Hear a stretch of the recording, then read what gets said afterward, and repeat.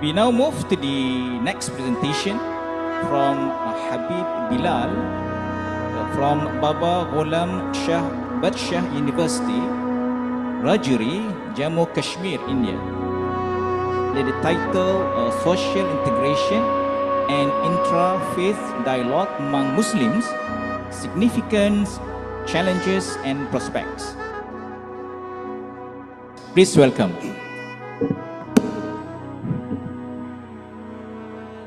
Bismillah, walhamdulillah, wassalamu ala sayyidina Rasulullah, wa ala alihi wa sahbihi ajma'in.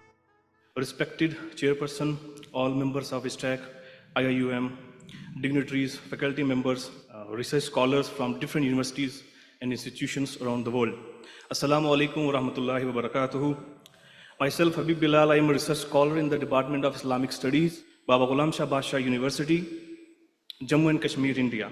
The title of my research paper is Social Integration and Interfaith Dialogue Among Muslims, its significance, its challenges and prospects. I have divided my paper into 7 parts.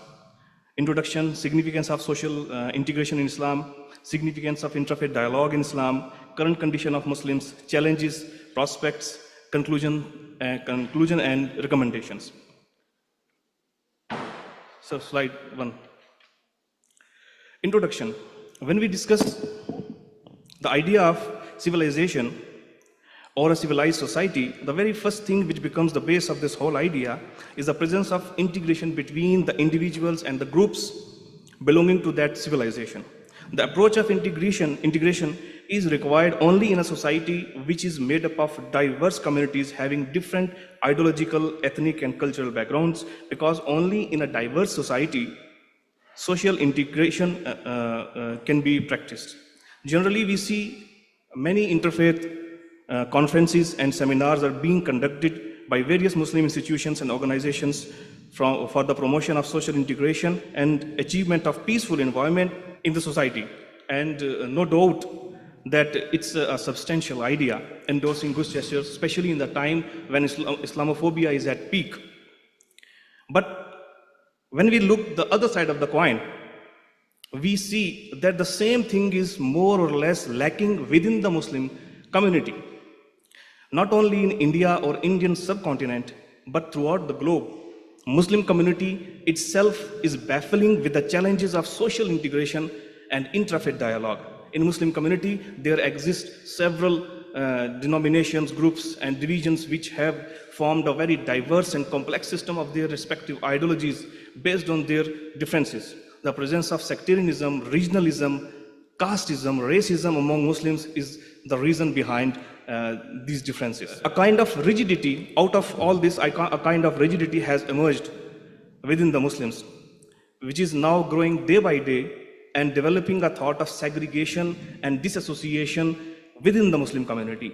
Whereas when we turn towards the Quran and prophetic traditions, we find that this kind of attitude is completely forbidden and Muslims are commanded not to be divided and ordered to hold together to the rope of Allah. Islam not only promotes the idea of interfaith dialogue, but also talks about intra-faith dialogue and endorses the concept of social integration and brotherhood so that the disputes within the community could be avoided and the disagreements could be resolved peacefully. Next slide.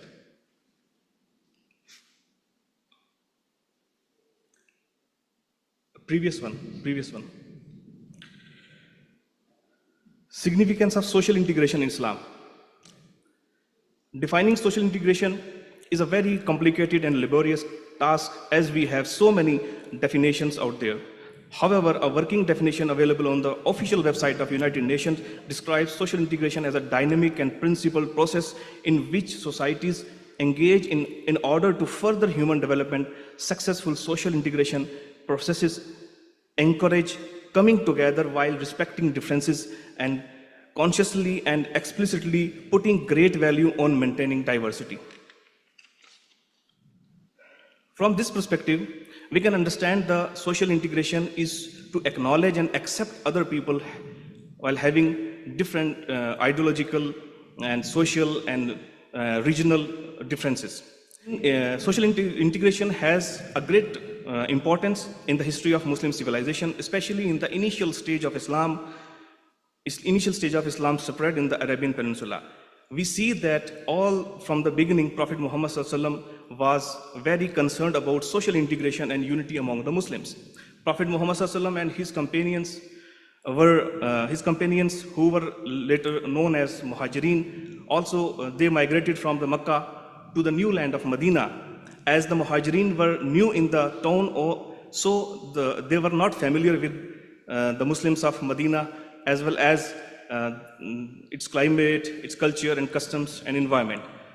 Till 5 or 6 months, the relation between the Muslims of Medina and the immigrants of Makkah remained quite formal. Therefore, to make the immigrants acquainted with the Medina's culture, its people, Prophet taught them about the importance of mutual harmony, established the bonds of brotherhood, al-mu'akhat, between them by selecting one from Ansar and one from Muhajirin. We all know that. Similarly, there are many traditions which promote the concept of social integration and interfaith dialogue within the Muslims. And we have divine revelation, so many verses in Holy Quran which supports this. In these verses, Muslims are commanded to live together like one nation, to consider one another as brothers, and to maintain this brotherhood. For example, innamal mu'minuna ikhwa, Surah Al-Hujurat says that. Similarly, in Surah Al-Imran, وَاتَصِمُوا بِحَبْلِ اللَّهِ جَمِيعًا وَلَا تَفَرَّقُوا. Similarly, there are more verses which make it clear that all the believing men and women are protectors and well-wishers of one another. They are companions of one another, and collectively they form one community. Without going in depth, as we have a very short time, we find so much in prophetic tradition which support this whole concept. And we have the Constitution of Medina, its articles which support the concept of interfaith dialogue, social integration. So now, next slide. Next, please. The current condition of Muslims. At present, the Muslims are divided at a very large scale. There are various bases of this division among Muslims, such as sectarianism, racism, casteism, regionalism, etc. But the primary level of this division is based on religious sects and groups, whereas Quran and Hadith categorically condemn and strictly forbid Muslims from this kind of attitude or practicing this sectarianism. For instance, if we talk about sectarianism, which is one of the main and the primary cause of division among Muslims, Muslims have a very diverse and complex system of their ideologies based on different sects and groups and school of thoughts. Next slide. We can see the division between Sunnis and Shias, and then their subgroups, and then further subgroups. So this all, the current situation of these sects and the sectarianism that exists among them is such that Muslims are suffering from a sense of segregation as well as extremism. All this extremism, which is basically a result of religious sectarianism, has now reached to the point where Muslims have begun to show disassociation and mutual hatred by considering each other as infidels and apostates. Because of all this, Muslims are violating the basic values of Islam, which Islam does not allow at all. They are destroying the values and relationships within themselves, which are not permissible to end even with the people of book and even with the non-Muslims. Next slide. Challenges. We have many challenges, as I have already said, that sectarianism is one of the challenges. We have so many sects and divisions and the sectarian hatred, whereas we have so many verses in Holy Quran and Ahadith and Nabawi which clearly forbids us to practice sectarianism. For example, it's in Surah Al-Anam, in the lazina farraqu dinahum wa kanu shiyya lasta minhum fi shay innama amruhum ila Allah summa yunabbihum bima kana yafalun. Similarly, wala takunu kal lazina, Surah Al-Anam, wala takunu kal lazina tafarraqu, and similarly wa'tasimu bihablillahi jamia, and many verses are there. Now, sectarianism, we have sectarian differences, which results into sectarian, please back, previous. Sectarian differences results into sectarian institutions, produce sectarian institutions which produce sectarian literature. We have adopted sectarian identities, and which ultimately results in sectarian violence. And we have so many examples in Pakistan, Bangladesh, and Indian subcontinent, South Asia, and even in Middle East. We have so many examples of sectarian violences. Similarly, we have regionalism. How there is Arab versus Arab, Arab versus non-Arab, nation versus nation. We have a sort of disassociation. Being Muslims, we are behaving like disassociated persons with one another. Next slide. Then we have challenges like racism and casteism, particularly in Indian societies and in South Asian society, pertaining to India, Bangladesh, and Pakistan, where they have divided, they have a complete system of castes, and they practice casteism and racism in their communities, while Quran completely condemns this type of attitude. Quran says, Ya ayyuhan nas inna khalaqnakum min nafsin wahid, Ya ayyuhan nas inna khalaqnakum min zakari wa unsa wa ja'alnakum shu'uban wa qabaila lita'arifu. So this all is in contradiction with Quran and Sunnah. You have 2 minutes. Okay, Please next. conclude. Yeah. Prospects. Now, I don't have enough time because my topic is very lengthy. I will conclude that right now we have initiatives to counter sectarianism in Muslim world. We have initiatives like Amman Message, the initiative taken by Al-Azhar, initiated by Jami Al-Azhar. We have movements like Pasmanda, Muslim Mahaz, and Masawat Ki Jang, which is countering racism and casteism in Indian subcontinent. Various organizations are there and forums are there, which is working for the Muslim unity. Then Muslim institutions and scholars promoting social integration and interfaith dialogue. Contemporary Muslim youth, the new Muslim youth is trying to get rid of all this. And the Organization of Islamic Cooperation is also working, but we can discuss whether it is fruitful or not. Then we have Muslim World League. They are also working to minimize the differences between the sects and ideologies. They are also working on this. The role of international Islamic fiqh academies, the Fiqh Academy of Jeddah, the Fiqh Academy of Pakistan, the Fiqh Academy of India, they are also working on to counter sectarianism and sectarian hatred among the Muslims. Then we have modern religious education. Many institutions, they are less, but still they are working to update the syllabus of Madaris to make it further moderate, to minimize the differences between the sects and groups of Muslim Ummah. Then social media is also playing very important role in both way, negative role and a positive role. Many people are offended by this, many people get benefited by this. Next. Conclusion. Let me conclude, sir. This study provides a comprehensive account on the importance and status of social integration in Islam. It also analyzes the need of practicing interfaith dialogue to maintain this integration within the Muslims. It further elaborates the different challenges like sectarianism, racism, casteism, regionalism, and which must be addressed and undertaken sincerely, because these have spattered and stained the real teachings of Islam. Before developing interfaith relations with other communities, Muslims have to work on social integration and interfaith dialogue within themselves. The social integration within Muslims is only possible by adhering to Quran and Sunnah, committing to the fundamentals, focusing on common terms, avoiding sect-based takfir. Next, sir. Recommendations. So we have some recommendations which can work to come out of all this sectarian hatred and such things. First of all, we should adhere to Quran and Sunnah. We could focus on our fundamental beliefs, the fundamentals which are common among all Muslims, all school of thoughts and sects. Understanding the difference between a sect and a school of thought. People don't know the difference between a sect. They are behaving like sects, whereas making sect and practicing sectarianism is completely against Islam. Then reforming religious institutions. We have to reform religious institutions, their syllabuses, their methodology, their teaching methodology. Then deinstitutionalization of sectarian literature. There are so many sectarian literature in our religious institutions. Scholars, especially in Madaris, they read and understand in that way, and then they practice sectarianism in the society.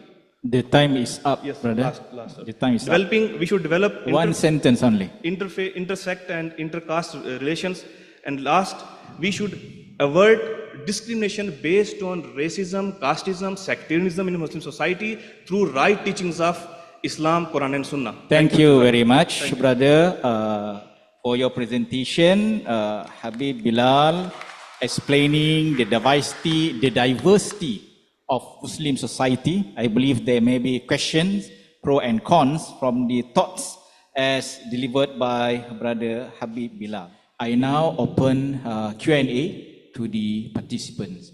Please, if there is any questions, state your questions and direct your question to the intended presenter. Any from the floor, please? Yeah, please. Okay, just I will ask Dr. Bilal. My question is... Technician, please assist. Yes. Okay, Doctor mentioned in your recommendation part that we should know the differentiate between the sectors and schools of thoughts. But when you explain the sectors and group, just you bring the schools of thoughts. For an example, in Sunni sect, Al-Madahib al-Arba'a, how can we understand these both points? Actually, we have to differentiate between school of thought and a sect. And we should take the definition of sect from Khawarij. Khawarij was the first sect emerged in Muslim Ummah. When we discuss about differences of opinion or disagreements on the basis of theological understanding or historical understanding, it doesn't mean sectarianism. There were differences of opinion even in Sahaba Kiram. There were school of thought, school of Quranic understanding, school of Hadith understanding, and similarly when we see Fuqaha, Mutakallimin, these people were best of the lot of Muslim Ummah. What they understood, they preached. And if somebody follows them, it doesn't mean he is a sectarian person. Sectarianism is completely different thing. For example, Quran doesn't say that on the basis of ilm you are going to hate one another. Quran uses the baghiyam bainahum, the mutual jealousy is the problem. When we disagree with somebody on the basis of ilm, it is not sectarianism. Sectarianism emerges when we have jealousy on the basis of theological differences. So this is the main difference. We have to differentiate between sect and school of thought. Any other questions? Yeah, from the floor, please. Direct your question to the presenter. Yeah. Tes. Assalamualaikum warahmatullahi wabarakatuh.